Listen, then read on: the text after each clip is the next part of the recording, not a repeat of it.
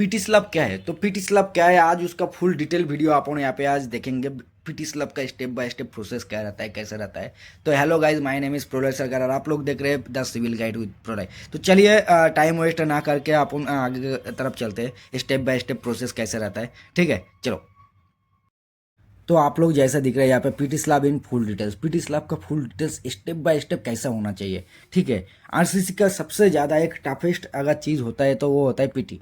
तो पीटी बहुत सारे लोगों को मतलब बेसिक पता होता है कि कैसा कैसा होता है, टंडन का बार होता है वो ऐसा उसको क्या बोलते हैं, लेइंग करना रहता है, उसके बाद स्ट्रेचिंग करना रहता है। तो उसको क्या क्या रहता है आज डिटेल में अपन जानकारी ले लेंगे। ठीक है, तो चलो अपना फास्ट में रहता है पूरा अपन स्टार्ट करेंगे। क्या होगा पूरा नया से, मतलब नया मीन्स एक साइट नया स्टार्ट हो रहा है, वहाँ पे अपन कैसे क्या होता है उधर से स्टार्ट करके ले लेंगे। ठीक है, चलो। तो अब उसके पहले पहले अपना आता है laying and marking. Laying marking जैसे अपना नॉर्मल कॉन्वेंशनल के लिए भी रहता है, इसके लिए भी सेम ही रहता है। ग्रिड लाइन चेक करना रहता है तुम्हारा, ग्रिड लाइन हो गया तो कॉलम का पोजीशन चेक करना रहता है, टेंडन प्रोफाइल का लाइन चेक करना रहता है, मतलब उसका सेंटर टू सेंटर डिस्टेंस कितना है। ये तो वो चेकिंग का पार्ट आ गया, लेकिन उसमें इंपॉर्टेंट चेक क्या क्या होना चाहिए। ग्रिड डायमेंशन आपका मैच हो रहा है कि नहीं ड्राइंग का साथ, और लेवल जो है लेवल मैच हो रहा है कि नहीं हो रहा है, लेवल भी चेक करके लेना पड़ेगा। उसके बाद ओपनिंग लोकेशन, कहाँ पे तुम्हारा ओपनिंग आ रहा है, मतलब ये तुम्हारा अगर पूरा स्लैब आ गया, मानो तुम्हारा ये वाला पोजीशन का यहाँ पे एंड होकर आ रहा है, ये तुम्हारा डेड एंड साइड, यहाँ पे तुम्हारा लाइव एंड साइड। तो लाइव एंड साइड का तुम्हारा ऐसा ऐसा करके आ रहा है या पीटी का स्टैंड, तो तुम्हारा यहाँ पे ये लोकेशन तुमको कॉन्फर्म करना पड़ेगा कहाँ पे आ रहा है नहीं आ रहा है, वो ड्राइंग का हिसाब से पहले कॉन्फर्म करके लेना पड़ेगा ओपनिंग। ठीक है, उसका बाद ये ड्राइंग का पार्ट हो गया। ठीक है, अब ये ऑन साइट एग्जीक्यूशन कैसे होगा। एग्जीक्यूशन करने के लिए पहले तो अपना शटरिंग वर्क होना चाहिए। शटरिंग वर्क होने के लिए क्या होगा, अपना fix slab bottom bottom shuttering तो होना चाहिए। उसके बाद प्रॉपर सपोर्ट तो चाहिए ही चाहिए। पीटी स्लैब के लिए सबसे ज़्यादा सपोर्टिंग का ही वेरिएशन रह जाता है। क्यों? क्योंकि तुम्हारा पीटी स्लैब जो रहता है उसका अंदर अपन बीम नहीं डालते, वो उसका खुद का ही थिकनेस मिनिमम 200 mm से स्टार्ट होता है। ठीक है, 200 mm का तो अगर तुम्हारा अगर स्लैब का थिकनेस आ गया तो यहाँ पे तुम्हारा नाम कंक्रीट का क्वांटिटी बहुत ज़्यादा जा रहा है। कंक्रीट का क्वांटिटी ज़्यादा जा रहा है मतलब क्या होगा, कंक्रीट का जो डेंसिटी आ रहा है, कंक्रीट का जो डेंसिटी अपना मिनिमम 2500 आ रहा है आरसीसी के लिए। ठीक है, 2500 के जी। तो मिनिमम अगर 2500 के जी आ रहा है तो यहाँ पे मेरा नंबर ऑफ वेट बहुत ज़्यादा आएगा, डेड लोड। तो डेड लोड ज़्यादा आएगा तो उसके लिए अपना प्रॉपर सपोर्ट चाहिए। ठीक है, सपोर्ट हो गया, उसका बाद उसका आएगा चेक क्या है, लाइन एंड लेवल। ठीक है, शटरिंग का आ गया। ठीक है, शटरिंग का लाइन एंड लेवल आएगा। लाइन एंड लेवल चेक होने का बाद जाके तुम्हारा क्या आएगा, शटरिंग ऑयल अप्लाई होना चाहिए। शटरिंग ऑयल अभी कौन सा अप्लाई होना चाहिए, अभी शटरिंग ऑयल भी कौन सा अप्लाई होना चाहिए वो उसके लिए भी डिटेल में एक वीडियो बना के ले लेंगे बाद में आप लोगों को जानकारी के लिए। अभी इतना आप लोगों को बता के देता हूँ, शटरिंग ऑयल दो टाइप का रहता है, एक रहता है वाटर बेस और एक रहता है ऑयल बेस। ठीक है, वाटर बेस और ऑयल बेस रहता है, तो उसका जानकारी बाद में अपन डिटेल में ले लेंगे कहाँ पे कौन सा वाला यूज़ करना चाहिए। तो शटरिंग में इंपॉर्टेंट चेक क्या क्या होना चाहिए, वहाँ पे ये देखने का है कोई भी गैप नहीं है अपना शटरिंग प्लाई का बीच में। प्रॉपर प्रॉपिंग मतलब नीचे से जो प्रॉप जैक से सपोर्ट दे रहे हो, सपोर्ट तुम्हारा एज पर शटरिंग डिजाइन का हिसाब से होना चाहिए। उसके बाद तुम्हारा जो भी काट आउट दिया हुआ है, काट आउट का साइज दिया हुआ है, वो काट आउट का साइज तुम्हारा ड्राइंग का हिसाब से है वो चेक करके लेना चाहिए। उसका बाद आएगा तुम्हारा बॉटम रेनफोर्समेंट एंड प्लेसमेंट। अभी शटरिंग का काम तो तुम्हारा हो गया, शटरिंग का काम होने के बाद जगह तुम्हारा आएगा रेनफोर्समेंट। अभी रेनफोर्समेंट तुम्हारा वहाँ पे प्लेसिंग आएगा। रेनफोर्समेंट प्लेसिंग कैसे करना पड़ेगा तुम्हारा, और एक एक चीज़ समझ के ले लो। रेनफोर्समेंट जब तुम्हारा बॉटम रेनफोर्समेंट होता है, बॉटम रेनफोर्समेंट का नीचे वाला जो बार जाता है ये अपना होता है मेन बार। इसका ऊपर से जो बार आ रहा है ये आता है अपना डिस्ट्रीब्यूशन बार। ठीक है, बहुत लोगों का ये वाला बहुत लोगों का ये वाला कन्फ्यूजन रहता है कौन सा वाला मेन बार कौन सा वाला डिस्ट्रीब्यूशन बार। ठीक है, तो बॉटम में तुम्हारा रहता है मेन बार, उसका ऊपर में जो आ रहा है वो अपना आ रहा है डिस्ट्रीब्यूशन बार। अभी उसका कवर ब्लॉक फिक्स करने का, कवर ब्लॉक कितना होना चाहिए, 25 mm का कवर, 20-25 mm, मतलब एक साइड कवर ब्लॉक तो अपना यूज़ करना चाहिए 25 mm, लेकिन एक साइड पे क्या रहता है 20 और एक साइड पे कवर ब्लॉक का 25 mm रहता है। तो अपने को 25 mm का जो साइड रहता है वो साइड का हिसाब से खड़ा करके रखने का है। उसका बाद रहता है क्या होगा, स्टील को बराबर से बांधने का, बाइंडिंग करने का। मतलब टाई स्टिल प्रॉपरली। अभी टाइप ऑफ बाइंडिंग कितना रहता है उसका डिटेल में वीडियो ऑलरेडी अपना बना के रखा हुआ है, तो आप लोग जाइए, मैं डिस्क्रिप्शन में इसका लिंक ऐड करके दे दूंगा, आप लोग वहाँ पे जाके चेक करके ले सकते हैं टाई ऑफ स्टिल प्रॉपरली कैसा होता है, कितना टाइप का रहता है, उसका डिटेल में आप लोगों को जानकारी मिल जाएगा। अभी उसमें इंपॉर्टेंट चेक क्या रहेगा, इंपॉर्टेंट चेक ये रहेगा क्लियर कवर मेंटेन है कि नहीं, ठीक है। अभी लैपिंग लेंथ है कि नहीं बराबर एज पर ड्राइंग। अभी लैपिंग लेंथ कैसा क्या रहता है इसका लिए अभी डिटेल में ऑलरेडी वीडियो दिया हुआ है, तो अपना आप लोग क्या क्या देख सकते हैं इसका मैं डिस्क्रिप्शन में दे दूंगा।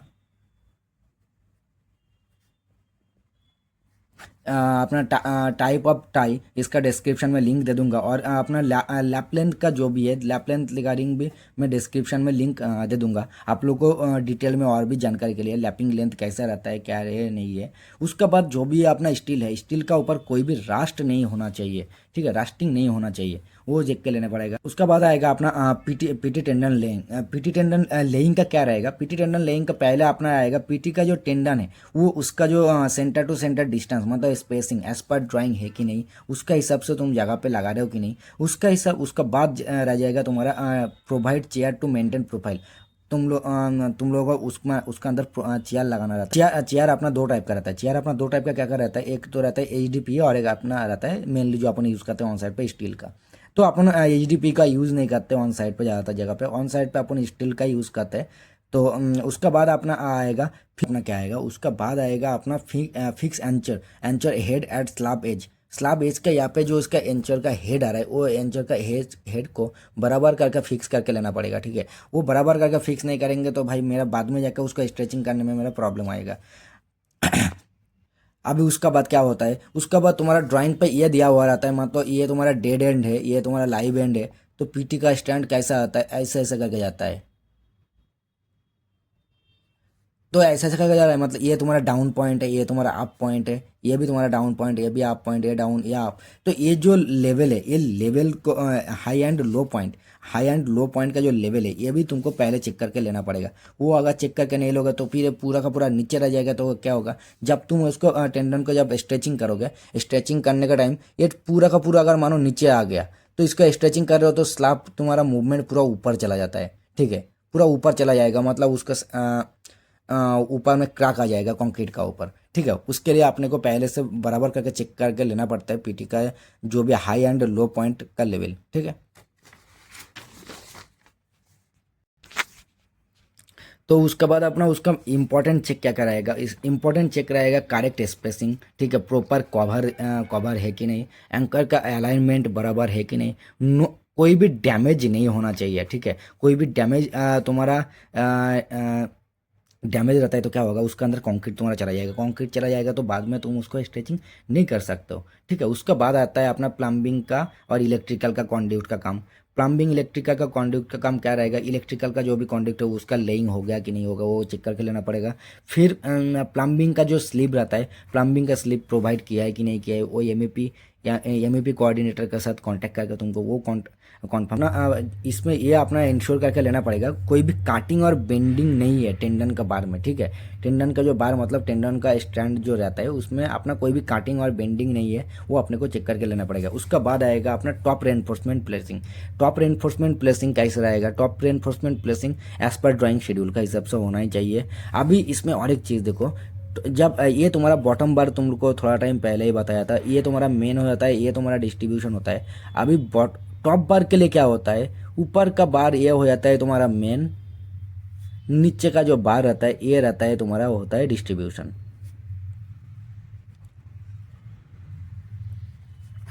ये यहाँ पे जाके सबसे ज़्यादा 100% यहाँ पे गड़बड़ होने का चांसेस रहता है कि कौन सा वाला बार मेरा मेन बार है, कौन सा वाला बार मेरा डिस्ट्रीब्यूशन है, ठीक है। तो उसके बाद चलो अपन चेक करके लेते हैं शेड्यूल का हिसाब से रेनफोर्समेंट, तो चेक करके कॉलम। अभी कॉलम का वहाँ पे अपना नेगेटिव स्टील अगर कुछ दिया हुआ है एज पर ड्राइंग शेड्यूल का हिसाब से वो चेक करके लेने का है, वो उसका हिसाब से ऐड करके देने का है। एडिशनल बार अगर तुम्हारा ओपनिंग का वहाँ पे दिया हुआ है, कटआउट का वहाँ पे दिया हुआ है, तो वहाँ पे एडिशनल बार तुमको देना पड़ेगा। एडिशनल बार तुम्हारा क्या होता है, मेनली तुम्हारा एक कटआउट है मानो, कटआउट का वहाँ पे ऐसा ऐसा करके एडिशनल बार दिया हुआ रहता है, ठीक है। अभी उसका बाद फिर ऐसा ऐसा करके, तो इसका क्या होता है, ये वाला पोजीशन में अपने को बाद में फ्यूचर में कोई क्रैक ना आए, उसके लिए अपन ऐसा करके एडिशनल बार देखते हैं। अभी एडिशनल बार भी चेक करके लेने का है। उसका बाद उसको और एक चीज़ चेक करने का, टॉप बार का जो भी स्पेसिंग दिया हुआ है वो मेंटेन है कि नहीं। उसका बाद उसका प्रॉपर टाइंग हुआ कि नहीं। अगेन और एक बार बोल रहा हूँ, आप लोगों को टाई कितना टाइप का रहता है वो भी आपको चेक करके लेना चाहिए। इसके लिए डिस्क्रिप्शन में ऑलरेडी लिंक दिया हुआ है, आप लोग जाकर चेक करके ले सकते हैं। ये तो हो गया आपका पूरा रेनफोर्समेंट का काम, पीटी स्टैंड वहाँ पे लेइंग का काम आपका पूरा हो गया। इसका बाद आ जाता है अपना प्री पोर इंस्पेक्शन। अभी तो ये तो तुम्हारा एज ए एग्जीक्यूशन का हिसाब से हो गया काम। आप ही यहाँ पे प्री पोर इंस्पेक्शन ये क्या होता है, ये होता है आपका क्वालिटी इंजीनियर का चेकिंग और अपना कंसल्टेंट का चेकिंग। अभी वहाँ पे क्या रहता है, फर्स्ट तो हमारा रहेगा चेकलिस्ट। चेकलिस्ट में क्या क्या रहेगा, रेनफोर्समेंट चेक हुआ है कि नहीं। उसके बाद टेंडन का प्रोफाइल चेक हुआ है कि नहीं।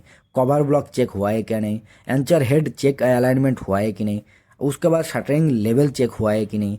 एम्बेडेड आइटम चेक हुआ है कि नहीं। एम्बेडेड आइटम मतलब उसका अंदर प्लम्बिंग का ग्रू आ रहा है या प्लम्बिंग का स्लीब आ रहा है, इलेक्ट्रिकल का कॉन्ड्यूट पाइप आ रहा है, ये सब इलेक्ट्रिकल का फैन पॉइंट, लाइट पॉइंट, ये सब चेक हुआ है कि नहीं। अभी उसके बाद क्यूब मोल्ड जगह पे है कि नहीं, प्रिपरेशन करके रखा हुआ है कि नहीं। ये तुम्हारा प्री पोर इंस्पेक्शन पे आ जाएगा। ठीक है। अभी ये तो तुम लोग को कौन सा चेकलिस्ट होना चाहिए ये तो वो दिया हुआ है। इसका बाद आ जाता है अपना पोर कार्ड। ये सब होने का बाद अपना होना चाहिए क्या होता है, पोर कार्ड। कार्ड में ये रहता है कि अपना execution engineer, quality engineer, consultant, project manager, इन लोगों की तरफ से ओके है कि आगे का काम तुम स्टार्ट करके ले सकते हो। इसके लिए अपन पोर कार्ड भरते हैं। तो पोर कार्ड भरने से पहले तुम्हारा ये तो चेकलिस्ट हो गया। इसका चेकलिस्ट का बाद भी और एक चीज़ हो जाता है जो तुम्हारा कंसल्टेंट का सर्टिफिकेट रहता है। ठीक है।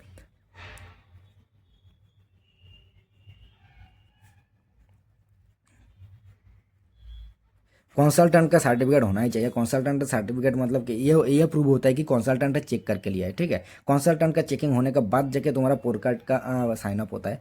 तो पोर कार्ड का साइन अप होने के बाद जगह अपना कंक्रीटिंग स्टार्ट होता है। कंक्रीटिंग स्टार्ट होने के लिए तुम्हारे पास क्या क्या होना चाहिए। कंक्रीट स्टार्ट करने के लिए तुम्हारे पास पंप है कि नहीं। पंप है तो उसका बाद तुम्हारा क्या होना चाहिए, नीडल वाइब्रेटर है कि नहीं। नीडल वाइब्रेटर है तो उसका बाद अपना लेवल चेक करने का है। लेवल चेक नीडल वाइब्रेटर है कि नहीं। ठीक है। उसका बाद आएगा अपना ड्यूरिंग कंक्रीट में लेवल चेक। लेवल चेक कैसे करने का, लेवल चेक अपना चेक करने का वाटर लेवल का थ्रू होकर लेवल चेक करके लेने का। उसका बाद उसका प्रॉपर जो फिनिश है, फिनिश सरफेस चेक करके लेने का है। ठीक है। उसका बाद जो अपना आएगा क्यूरिंग। क्यूरिंग अपना कब होना चाहिए, क्यूरिंग आपका होना चाहिए आफ्टर इनिशियल सेटिंग। ठीक है। आफ्टर इनिशियल सेटिंग आपका क्यूरिंग होना चाहिए, नहीं तो क्या होता है अपना उसके ऊपर क्रैक आ जाता है। अभी आपको अगर क्रैक रिगार्डिंग क्रैक्स कितना टाइप का रहता है, क्रैक्स कितना टाइप का रहता है उसका रिगार्डिंग भी अगर आप लोगों को वीडियो चाहिए तो डिस्क्रिप्शन में मैं लिंक ऐड करके दे दूंगा। बाकी आप लोग वहाँ पे जाकर चेक करके ले सकते हैं कि क्रैक्स कितना टाइप का रहता है, कैसे आता है नहीं आता है। तो ठीक है, वो उसका लिंक दे दूंगा, आप लोग एक बार चेक करके लीजिएगा। तो उसका बाद आएगा अपना क्यूरिंग कितना दिन होना चाहिए। क्यूरिंग तो अपना मिनिमम 7 डेज या स्लाइड देखिए 10 डेज दिया हुआ है। 7 डेज क्यों दिया हुआ है, 7 डेज दिया हुआ है एसपी का हिसाब से, अपना 10 डेज दिया हुआ है आईएस का हिसाब से। ठीक है। अभी ऑन साइड पे अपन प्रैक्टिस क्या करते हैं, एसपी का हिसाब से प्रैक्टिस नहीं कर पाते। जो क्रिटिकल एरिया है जहाँ पे नहीं हो पाता है वो पोजीशन पे अपन एसपी को फॉलो करते हैं। नहीं तो ज़्यादातर जगह पे 100% अपन ट्राई करते हैं आईएस का फॉलो करने के लिए। आईएस का हिसाब से 10 डेज अपन क्यूरिंग वहाँ पे फॉलो करते हैं। ठीक है। बाकी इसका बाद आया था अपना स्ट्रेचिंग ऑफ पीटी केबल। अभी ये तो तुम्हारा कंक्रीट का काम हो गया, तुम्हारा वहाँ पे क्यूरिंग भी हो गया, सब कुछ हो गया। इसका बाद अपना आएगा पीटी का जो केबल्स डाला हुआ है, स्टैंड डाला हुआ था, उसको तो अपन स्ट्रेचिंग करके देखना पड़ेगा ना। अभी स्ट्रेचिंग करने के लिए अपने पास क्या क्या होना चाहिए, क्राइटेरिया मिनिमम। तुम्हारा कंक्रीट का जो क्यूब तुमने भर के रखे थे वो क्यूब का मिनिमम स्ट्रेंथ 75% होना ही चाहिए। विदाउट तुम्हारा क्यूब टेस्ट तुम्हारा वहाँ पे पीटी स्ट्रेचिंग का काम स्टार्ट होना ही नहीं चाहिए। अभी अगर तुम्हारा अचीव हो जाता है, मान लो तुम्हारा 75% डिज़ाइन स्ट्रेंथ अचीव हो गया, तो उसका बाद जाके तुम्हारा कैसे क्या उसका बाद जाके प्रोसेस क्या होता है। प्रोसेस चेक करने के लिए उसका पहले रहता है हाइड्रोलिक जैक रहता है। ठीक है। हाइड्रोलिक जैक को तुमको वहाँ पे फिक्स करना पड़ता है। उसका बाद तुम्हारा वहाँ पे लोड अप्लाई करना पड़ता है। अभी लोड अप्लाई करने के बाद जगह उसको क्या चेक करना रहता है, इलोंगेशन। अभी इलोंगेशन कितना रहता है, इलोंगेशन रहता है तुम्हारा ±5% रहता है। ठीक है। अभी ये जो लोड है, लोड कितना ले सकता है, मैक्सिमम 30 to 60 टन तक ले सकता है मैक्सिमम। ठीक है। ये प्रेशर दे सकता है। ठीक है। उसका बाद अपना आता है compare actual versus theoretical elongation. अपना क्या होता है, इलोंगेशन कितना आया वो तो एक बार चेक करके लेना पड़ेगा ना, कंपेयर करके लेना पड़ेगा कितना आया नहीं आया। उसका बाद आएगा उसको इलोंगेशन तो खींच के ले लिया, उसको छोड़ देंगे तो अब फिर से अंदर चला जाएगा, तो फायदा नहीं है ना। अपना पीटी इसके लिए ही तो यूज करे। पीटी मतलब क्या है, पोस्ट टेंशन। तो पोस्ट टेंशन मतलब उसको खींच के लेना पड़ता है। अभी खींच के ले लेंगे, खींच के लेने के बाद वहाँ पे वेजेस वहाँ पे इंस्टॉल करना पड़ता है। इंस्टॉल मीन्स वेजेस वहाँ पे वेजेस का लॉक वहाँ पे लगाना पड़ता है, ठीक है। वेजेस वहाँ पे लगाने के बाद उसका अपना इंपॉर्टेंट क्या क्या चेक करना रहता है। इंपॉर्टेंट क्या होगा, रिकॉर्ड रिकॉर्ड है कि नहीं, और तुमने जो स्ट्रेचिंग की हो स्ट्रेचिंग का डाटा रिकॉर्ड करने करने का है। जो इलोंगेशन इलोंगेशन थोड़ा टाइम पहले जैसे बताया +-5% है, +-5% है क्या। उसका बाद आप मानो कोई भी टेंडन का स्टैंड है वो स्लिप मार के गया है, तो स्लिप नहीं होना चाहिए, ठीक है। स्लिप एक्सेप्ट ही नहीं होता है, कोई भी आईएस कोड आपका प्रेफर करता भी नहीं है, तो कोई कंसल्टेंट भी नहीं करता है, ठीक है। तो पीटी का जो भी अपना रहता है स्टैंड, वो स्लिप स्ट्रेचिंग होने के बाद उसको क्या होगा, जो एक्स्ट्रा बार एक्स्ट्रा काट काट करके रखा हुआ है उसको तो मेरा रख के कुछ फ़ायदा नहीं है, क्योंकि वो मेरा बाहर रहेगा तो बारिश रहेगा, बारिश का उसमें से कोरोशन लगने का चांसेस रहेगा। तो इसके लिए उसको अपन क्या करते हैं, एक्स्ट्रा पीस को काट करके रहते हैं। ये देखो यहाँ पे दिया हुआ है काटिंग एंड ग्राउटिंग। उसके बाद क्या होगा, एक्स्ट्रा स्ट्रैंड को काट करके देने का है। उसको ऊपर क्या देने का, एंटी रस्टिंग केमिकल अप्लाई करने का। एंटी रस्टिंग केमिकल क्यों अप्लाई करना चाहिए, वहाँ पे अगर मानो थोड़ा सा भी कोई भी एक पोर्शन 2 mm 5 mm करके बाहर है, वो क्या हो रहा है, तुम्हारा डीएट मॉइस्चर ऑब्जर्व कर रहा है। मॉइस्चर ऑब्जर्व कर रहा है मतलब उसका ऊपर रस्टिंग आने का चांस 100% है ही है, आएगा ही आएगा। तो वो नहीं आना चाहिए, उसके लिए एंटी रस्ट केमिकल यूज़ करना चाहिए। एंटी रस्ट केमिकल यूज़ करने के बाद जगह उसको अपन क्या करने का है, नॉन श्रिंक जो ग्राउट रहता है, नॉन श्रिंक ग्राउट से पूरा का पूरा उसको फिल करके देना चाहिए। तो ये तो अपना प्रोसेस आ गया। तो इसमें और एक चीज़ वाइटल चीज़ आता है अपना डीशटरिंग। अभी डीशटरिंग ये डीशटरिंग का पॉइंट लास्ट में दिया हुआ है, मतलब ऐसा नहीं कि डीशटरिंग लास्ट में, ये सब इतना होने के बाद जगह डीशटरिंग करने का। अभी डीशटरिंग का भी क्राइटेरिया, डीशटरिंग का क्राइटेरिया क्या है, तुम्हारा जो भी बीम का साइड रहता है या साइड का फेज रहता है, साइड का फेज तो तुम्हारा डीशटरिंग होना ही चाहिए आफ्टर 16 आवर, ठीक है। या final setting time of concrete, अभी फाइनल सेटिंग आवर रहता है सीमेंट के लिए, तो आफ्टर 10 आवर अपन यहाँ पे रिकमेंड नहीं करते हैं। अभी ये वैरी करता है कंसल्टेंट का डिज़ाइन का ऊपर, कंसल्टेंट सब जगह पे अलग अलग रहता है, तो उसका हिसाब से मिनिमम ट्राई करने का 12 घंटा बाद ही वहाँ पे डीशटरिंग करने का है, ठीक है। उसका बाद बॉटम का जो सपोर्ट निकालने का रहता है, सपोर्ट निकालने के लिए अभी क्यों निकालने का है कि नहीं है, ये 2 लोगों से कन्फर्म करने का। एक रहता है अपना क्वालिटी इंजीनियर, ठीक है, दूसरा रहता है कंसल्टेंट। ये दोनों से कन्फर्म करके लेने का है कि तुम्हारे बॉटम का जो डिशटरिंग करने का है कि नहीं करने का है सपोर्ट, ठीक है। अभी उसका बाद आएगा फाइनल इंस्पेक्शन, सब कुछ होने का बाद लास्ट में सरफेस पे कोई भी जगह पे क्रैक आया कि नहीं आया, ठीक है। अभी उसका बाद जो भी चेम्बर दिया हुआ था, चेम्बर चेक है कि नहीं, पॉकेट का ग्राउटिंग हुआ है कि नहीं। स्ट्रेचिंग होने के बाद क्या होता है, स्ट्रेचिंग होने के बाद उसका ऊपर से अपना जो ऑलरेडी पाइप छोड़ के रखा हुआ था ना, वो HDPE का पाइप, तो उधर से अपना ग्राउटिंग करना रहता है। तो थोड़ा टाइम पहले भी जो आप लोगों को बताया, स्ट्रेचिंग करने के बाद वहाँ पे ग्राउटिंग करना रहता है, ठीक है। तो ग्राउटिंग हो गया कि नहीं हो गया, लेवल वेरिफिकेशन करने का आफ्टर कंक्रीट, मतलब पोस्ट पोर का लेवल बराबर है कि नहीं। तो बाकी आप लोगों को वीडियो कैसा लगा, अगर वीडियो अच्छा लगा तो प्लीज़ लाइक कमेंट शेयर कीजिए।